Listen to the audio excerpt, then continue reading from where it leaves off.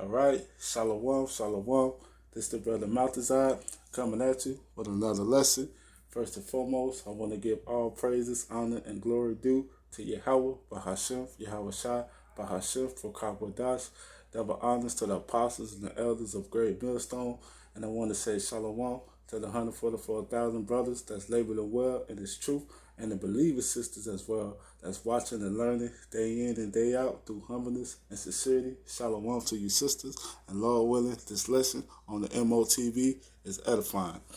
Now, Israel, we already know, man, the Motb is at hand, all right? It's coming in very, very fast, all right? Each and every day, when I watch some news clips, they're talking about it more and more and even more, all right? So the Motb is coming out even more and more, all right? And it's just for a matter of time before this devil, Esau Edom, bring this Motb out to the public. And then soon after that, it's only a little more time before he makes it mandatory, all right? Globally, around the whole world, all right? Now I'm going to show this clip, this video clip, and then I'm going to get into some scriptures and edify through some scriptures. All right, Khan.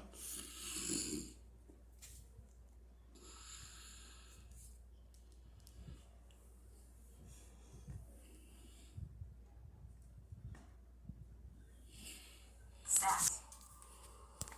When was that implemented? I don't have that. Sorry. But we're cashless now. I had to implement the new system just to stay in business. That's the microchip right there.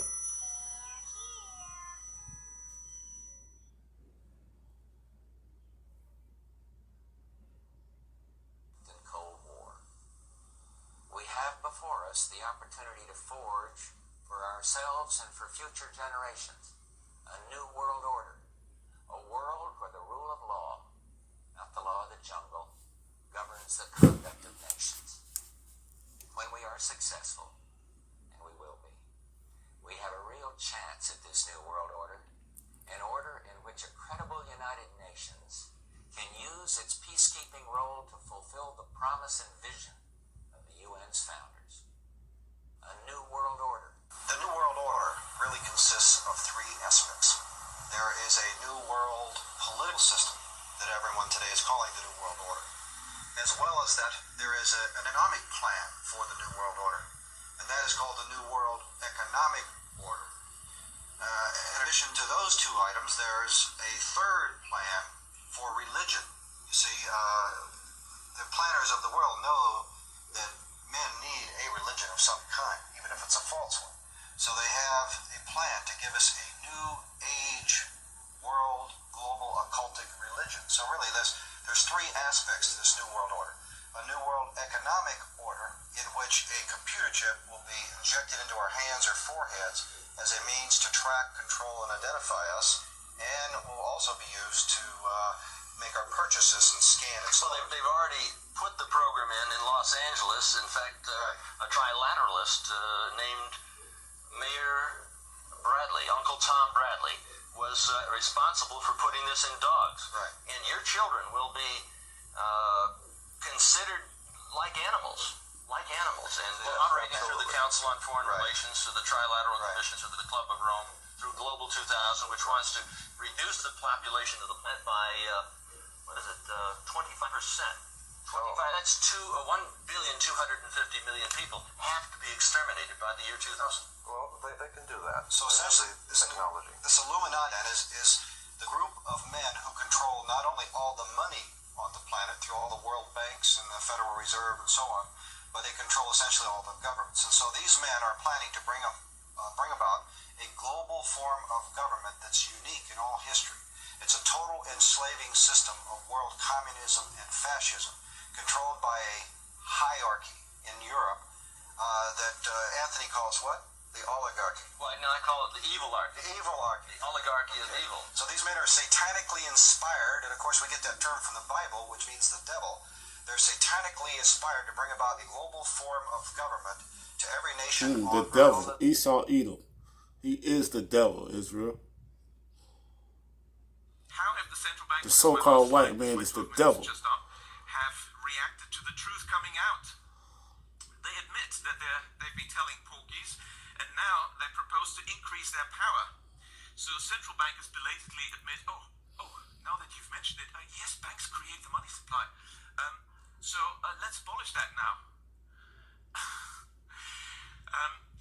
And also, by the way, let's abolish cash. So what should we do? Well, introduce digital cyber currency that central banks issue and control, and thereby gain total control over all economic transactions, decisions, and the whole lot you've just heard from the CEO of the GDI. So the greatest concentration of central banking power in history is really the bid they're aiming at. That's the central bank's goal. And of course, digital accounts of dissenters and regime critics could be switched off. It'd be very difficult to even purchase necessities.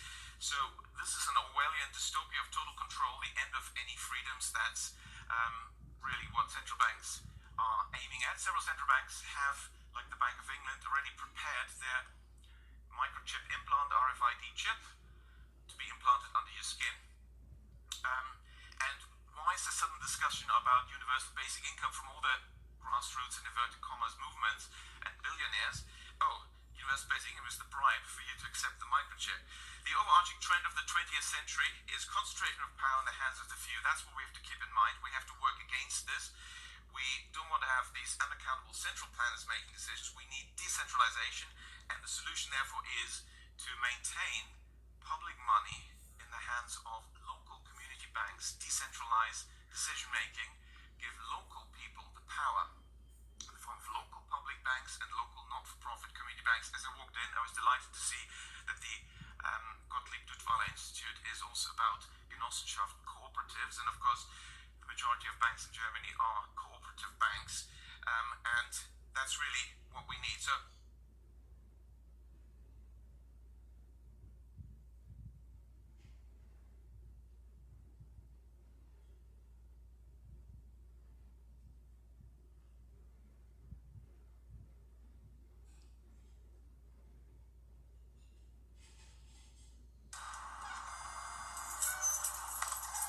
let's be quick, Penny. Just a soda, okay?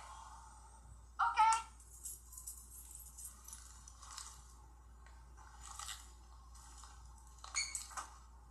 Is that it? That's it. A 425, please. All right. Penny, keep your mask on. Sorry, we don't take cash. Okay. 1 second. Let me. Sorry, we don't take card either. I'm sorry? What am I supposed to use? Can you step to the side so you can figure this out? Can I speak to your manager? No. Excuse me. Do you guys take checks? You don't need it. I have the money. You don't need it. Okay, what the hell is that? When was that implemented? I don't have that. Sorry, but we're cashless now. I had to implement the new system just to stay in business. It's okay, Mom. You don't need it. Let's just go. I hope you understand. Oh, but hey, if you want to check out Mike's Corner store right up the street, you might have some luck. Thank you. You don't need it. I have the money. You don't need it. Okay, what the hell is that? When was that implemented? I don't have that. Sorry, but we're cashless now. I had to implement the new system just to stay in business. That's the microchip. There it is there, Israel.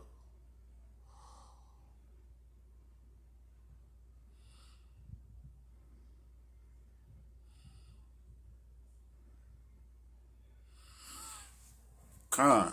So there you have it, Israel. There it is. The MOTB, the mark of the beast, the microchip. Con. That's the the wrath that this devil about to come down with. All right, now I want to get straight into some scriptures here. This is Revelation chapter 13, verse 16. Get straight to the point. It says, and he causeth both small and great, rich and poor, free and bond, to receive a mark in the right hand or in their forehead. Just like you seen in the video clip that I just showed, when the guy walked up and he scanned his forehead, all right?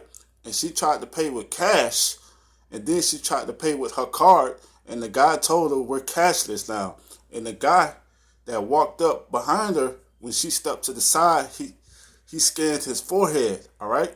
So that just lets you know that this thing is really close, Israel, all right? It's very, very close. The Motb is right around the corner. We almost there. It's basically here, all right? It's just not globally on a global scale once yet. But it's definitely here. The Motb is definitely here, without a doubt, Israel. It's very evident, all right? And it says, verse 17, reading on, that no man might buy or sell save he that had the mark or the name of the beast or the number of his name. Right. So you like you seen in the video, she wasn't able to buy anything with cash or with her card. But when the guy came up behind her, he I guess he bought something, and he scanned his head and he just walked out the store. All right. And then verse 18 reading on, it says, here is wisdom. Let him that hath understanding count the number of the beast, for it is the number of a man, right? And he says, and his number is 666, 666, all right? That's the number of Esau, Edom. That's the number of the devil, all right? And 666, that's also the number that the Illuminati operates off of, all right? So Sleazy E is definitely the devil, all right? This so-called white man is the devil, and the Motb is right around the corner, Israel. The microchip is definitely here, all right? Now I want to bring out a few more scriptures in Revelation chapter 20, verse 4 through 6.